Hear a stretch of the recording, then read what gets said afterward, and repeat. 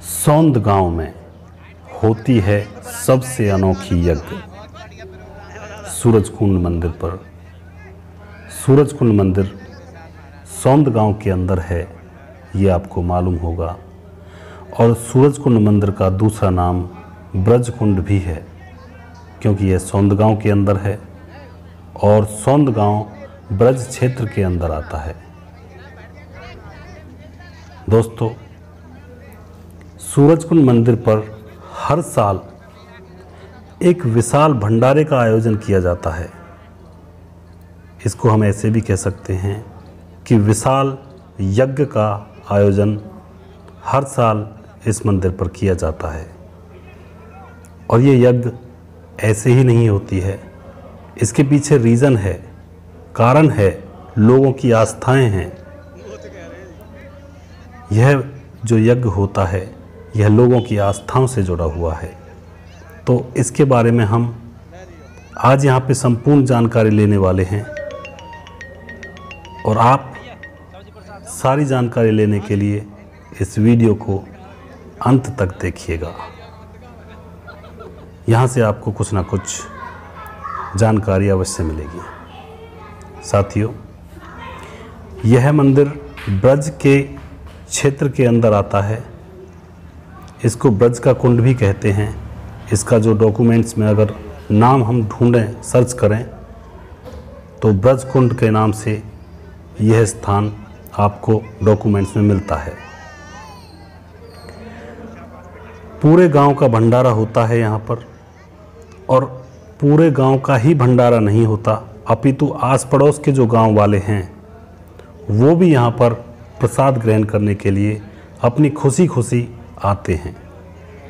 और यह बहुत दिनों से इस भंडारे का आयोजन इस मंदिर के ऊपर होता आ रहा है।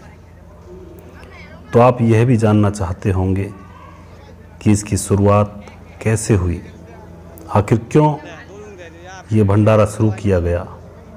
और मैं आपको पहले ही बता देता हूँ, यह बहुत ही प्रसिद्ध भंडारा है जो कि बहुत दूर दूर तक के गाँव में कहीं पर भी नहीं होता है। सौंद गांव की पॉपुलेशन का आपको मालूम होगा कितनी पॉपुलेशन है, और इतनी बड़ी तादाद में लोगों को यहाँ पे निमंत्रित करके बुलाया जाता है और एक समय का भोजन ग्रहण करवाया जाता है। साथियों, इसकी शुरुआत कैसे हुई इसके बारे में भी थोड़ा सा जान लेते हैं। संमत 24 में गांव में, यानी कि गांव सौंद के अंदर भारी ओले पड़े थे, और जो कि बहुत ही साइज में मोटे थे। जैसे कि एक बट्टा होता है, गेंद होती है, उससे थोड़ा सा छोटा लगाइए आप, यानी कि मोटे मोटे ओले पड़े थे। सारे गांव की फसल नष्ट हो जाती है। लोगों के पास खाने के लिए अन्न तक नहीं होता है। बड़े भारी परेशान रहते हैं लोग। कहते हैं क्या किया जाए, ओलों से तो बचा भी नहीं जाएगा। तो सभी लोग परेशान रहते हैं, और परेशान होकर सभी गांव के लोग मंदिर में इकट्ठे हो जाते हैं। इसी मंदिर में, जिसका नाम सूरजकुंड पड़ा हुआ है, वहाँ पर जाकर यहाँ के महंत से गुजारिश करते हैं कि महाराज हमारी कुछ रक्षा कीजिए, क्योंकि अब की बार तो हमारे खेतों में अन्न का एक दाना भी नहीं बचा। बहुत ही भारी भारी ओले पड़े हैं जिसने हमारी फसलों को बर्बाद कर दिया। जो संत थे मंदिर के, वो लोगों के सामने आए और उन्होंने एक राय दी लोगों को। उन्होंने कहा कि इस मंदिर के अंदर अगर 24 घंटे घी की जोत जलती रहे तो गांव में ओले नहीं पड़ेंगे। और दूसरी बात, गांव के अंदर से मंदिर के लिए हर एक किले के हिसाब से 1 किलो गेहूं की उगाई होनी चाहिए, और जिस घी से दीपक जलेगा वो गांव का ही घी होना चाहिए, यानी कि गांव के अंदर से ही मांगकर इकट्ठा किया होना चाहिए। तो आपके गांव में इतने बड़े ओले नहीं पड़ेंगे।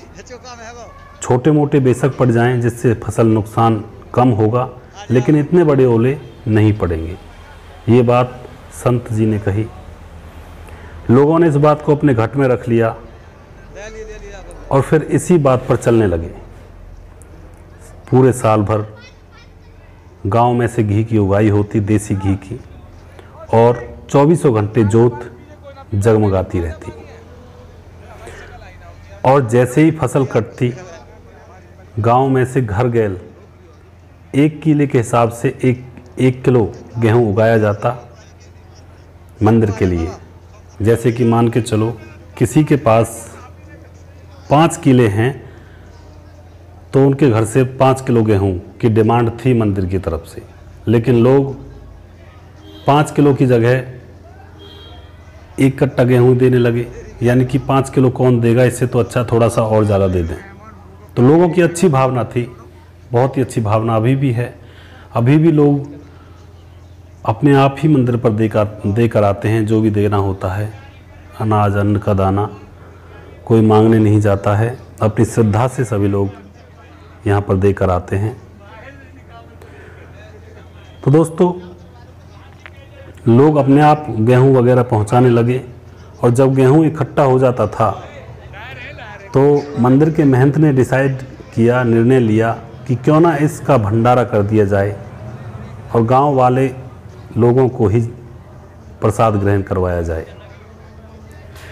तो जैसे लोग अनाज इकट्ठा करते थे मंदिर के लिए, तो वो बहुत ज़्यादा मात्रा में इकट्ठा हो जाया करता, और फिर उस गेहूं का मंदिर में भंडारा कराया जाता और सभी लोगों को प्रसाद ग्रहण करवाया जाने लगा।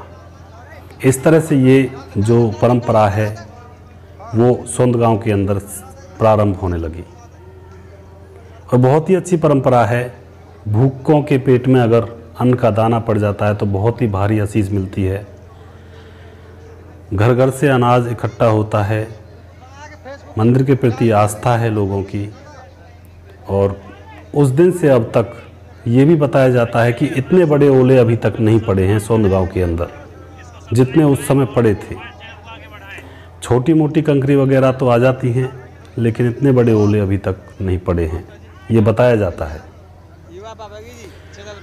साथियों, इस यज्ञ वाले दिन सोंद गांव के अंदर किसी का भी चूल्हा नहीं चलता है, यह मान्यता है।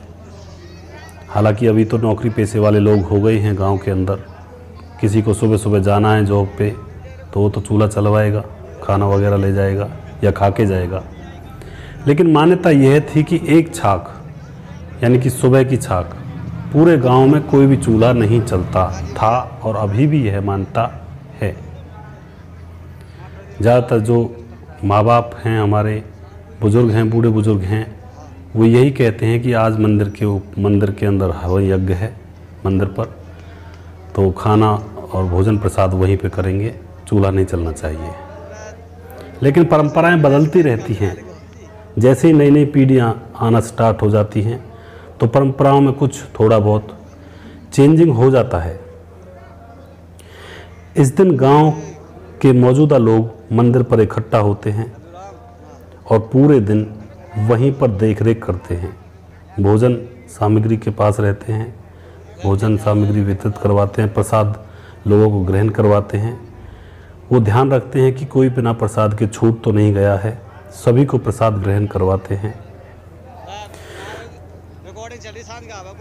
तो साथियों, ये परंपराएं हैं जो इसी तरह से चलती रहती हैं और ये चलनी भी चाहिए। बहुत सारे लोग आपको दिखाई दे रहे होंगे, सभी प्रसाद ग्रहण करने के लिए यहाँ पे जाते हैं। और अब की बार अन्न थोड़ा सा ज़्यादा इकट्ठा हो गया था, तो गांव के पंचों ने फैसला लिया कि क्यों ना अब की बार पूरे गांव में से चूल्हे न्योत निमंत्रण कर दिया जाए। यानी कि जो हमारी माताएं, बहनें हैं, औरतें हैं, वो रह जाती थी बिना प्रसाद के, लेकिन अब की बार उनका भी मंदिर ने निर्णय लिया कि उनको भी बुलाया जाए। बहुत ही अच्छा डिसीजन लेते हैं और बहुत ही अच्छा धार्मिक कार्य है ये। इससे कुछ पुरानी यादें ताज़ा हो जाती हैं, भाईचारे की भावना भी बढ़ती है, क्योंकि जब इकट्ठे होते हैं लोग तो एक दूसरे का हालचाल जानते हैं, एक दूसरे के बारे में चर्चाएं करते हैं, एक दूसरे के सुख दुख के बारे में भी बातें करते हैं। तो इससे नज़दीकियां बढ़ती हैं, सामाजिक कार्य होने से सामाजिकता आती है।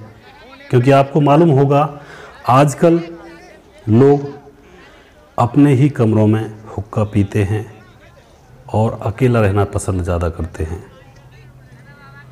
तो जो दूरियां हैं वो बढ़ गई हैं समाज के अंदर। तो ऐसे जब कार्यक्रम होते हैं गांव के अंदर, समाज के अंदर, तो उनसे दूरियां नज़दीकियों में बदल जाती हैं। और ये कार्य बहुत ज़रूरी हैं किसी भी समाज को एकत्रित रखने के लिए, बांधने के लिए। बुहारी जो झाड़ू होती है उसको अगर हम खुला छोड़ दें तो वो कुछ नहीं कर पाएगी, और अगर उसे बांध कर रखें तो वो सफाई कर देगी। यही बात समाज की है। अगर हम समाज को बांध कर रखते हैं तो समाज के लोग बड़े से बड़ा कार्य बड़ी आसानी से कर लेते हैं।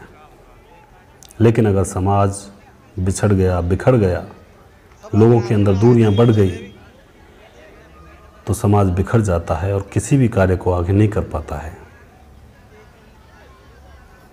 साथियों, ये बातें सत्य हैं और सत्यता के ऊपर आधारित हैं।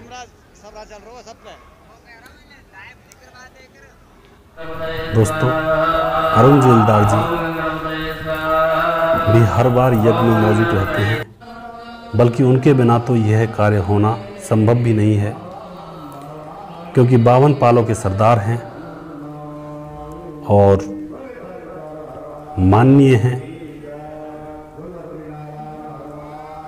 पंच हैं जिनकी हम रिस्पेक्ट करते हैं, सभी गांव वाले रिस्पेक्ट करते हैं, और पूरा क्षेत्र, पूरा इलाका, जितने भी 52 पाल हैं सभी रिस्पेक्ट करते हैं। क्योंकि उनके ऊपर एक कार्यभार है, एक तरह से जिम्मेदारी है, और गांव को संभालने की, अपने क्षेत्र को संभालने की भी जिम्मेदारी है। भले ही वो सरपंच रहें तब भी, भले ही सरपंच ना रहें तब भी माननीय हैं हमारे लिए, लोगों के लिए, सभी पूरे गांव के लिए और पूरे क्षेत्र के लिए। उनके बिना कोई भी जो फंक्शन है वो पूरा करना, संपूर्ण करना मुश्किल है। और अभी जो अरुण जेलदार जी हैं वो हवन कुंड के अंदर घी की आहुति देते हुए, कितना मनोरम दृश्य है जब गांव के बड़े माननीय लोग ऐसे कार्यों में हिस्सा लेते हैं। बहुत ही मनोरम दृश्य है। और मैं यही प्रार्थना करूंगा भगवान से कि इसी तरह हमारी एकता और अखंडता को परमपिता परमात्मा यूं ही आगे बढ़ाता रहे, और हम बस्ती वाले और क्षेत्र वाले सभी लोग हम आपस में मिलजुल कर इसी तरह से आगे बढ़ते रहें, सद्भावना को जगाते रहें। जिस तरह से फ़िलहाल चल रहा है, बहुत ही अच्छा लगता है जब ऐसे कार्यक्रम देखे जाते हैं और लोग इकट्ठा होते हैं। इसमें भगवान का भजन भी हो जाता है और लोगों का आपस में मिलना बैठना भी हो जाता है। जो लोग साल साल भर नहीं मिलते हैं, ऐसे फंक्शंस के दौरान, ऐसे भंडारों के दौरान वो लोग आपस में मिलते हैं, जुलते हैं, दो बातें भी करते हैं। तो हमारे जेलदार जी हैं जो कि 52 पालों के सरदार हैं, और उनके ऊपर बहुत बड़ी जिम्मेदारी होती है, ये आपको भी पता होगा। एक गांव का सरपंच तो सिर्फ गांव तक सीमित रहता है, लेकिन जैसे अरुण जेलदार जी हैं जो 52 पालों के सरदार हैं, इनके ऊपर तो बहुत बड़ी जो जनसंख्या है वो डिपेंड रहती है। तो ये सभी बातें आपको पता हैं। दोस्तों, अगर शाम को प्रसाद बच जाता है तो शाम को उसे ट्रॉलियों में भरकर गांव की गलियों में, चौराहों पर, घरों के सामने बांट दिया जाता है। क्योंकि साधु संतों का यही कहना होता है, प्रसाद को जितना बांटो उतना ही अच्छा है, और प्रसाद तो बांट बांट कर ही खाना चाहिए, तभी तो इसे प्रसाद कहते हैं। ये कुछ लोग हमारे गांव के गणमान्य और देख रेख करते हुए बहुत ही अच्छा लगता है जब इस तरह से कोई भी सामूहिक कार्य होता है गांव के अंदर, समाज के अंदर। इस मंदिर पर 5000 साल तक के पुराने मूर्तियों के अवशेष भी हैं। हमने आपको दिखाया भी था, सौंद गांव की संस्कृति में हमने आपको दिखाया था। और ये हमारे लोग बैठे हुए, कितना सुंदर मनोरम दृश्य है। तो साथियों, इस मंदिर के अंदर 5000 साल तक के पुरानी मूर्तियों के अवशेष भी हैं। हमने पहले दिखाया था, अभी तो भीड़ हुई पड़ी है यहाँ पे, तो भीड़ में नहीं दिखा सकते। हमने वो सारी चीज़ें खुलकर आपको दिखाई थी। सौंद गांव की संस्कृति वाला प्रोग्राम आया था, उसमें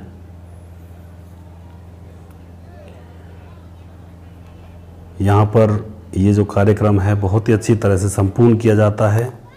कभी भी कोई विघ्न नहीं डलता है इस प्रोग्राम में, इस यज्ञ के अंदर। और ये यज्ञ शुभ माना जाता है गांव के लिए। ओलावृष्टि को तो रोकता ही है और इसके बाद बारिश भी थोड़ी ज़्यादा होने लगती है, ये मान्यता है बुजुर्गों की। और मैं आपको बता देना चाहता हूँ, हर गांव में यज्ञ होते हैं, वो गांव की सुख समृद्धि के लिए ही होते हैं। उसमें किसी का पर्सनल व्यक्तिगत लाभ नहीं होता है, उसमें सभी का लाभ होता है तो। और निस्वार्थ भाव से ये यज्ञ किए जाते हैं। और यहाँ पर मैं ये भी कहना चाहूँगा आप लोगों से, जो हवन यज्ञ का प्रसाद होता है उसको आप चाहे कहीं भी हों, उसे ग्रहण करने जरूर जाएं, क्योंकि प्रसाद ग्रहण करने से आत्मा पवित्र होती है, ये बताया जाता है। श्री कृष्ण भगवान ने कहा था कि प्रसाद को तो लूट लूट कर भी खाना चाहिए। प्रसाद अनमोल चीज़ होती है। उसी धारणा को लिए हुए बहुत सारे लोग चलते हैं और प्रसाद को मांग मांग कर भी खाते हैं। बड़ा स्नेहपूर्ण वो दृश्य होता है। और हमने सोचा कि आज जो ये हवन यज्ञ हुआ है मंदिर पर, इसके दर्शन पूरे इलाके को करवाए जाएं, जो भी चैनल से जुड़े हुए हैं और पीछे भी लोग देखेंगे। यही सोचकर हमने आज ये प्रोग्राम बनाया है, जिससे कि सभी लोगों की नज़र में आए। जय श्री राम। खुश रहें, स्वस्थ रहें, मस्त रहें। जय हिंद।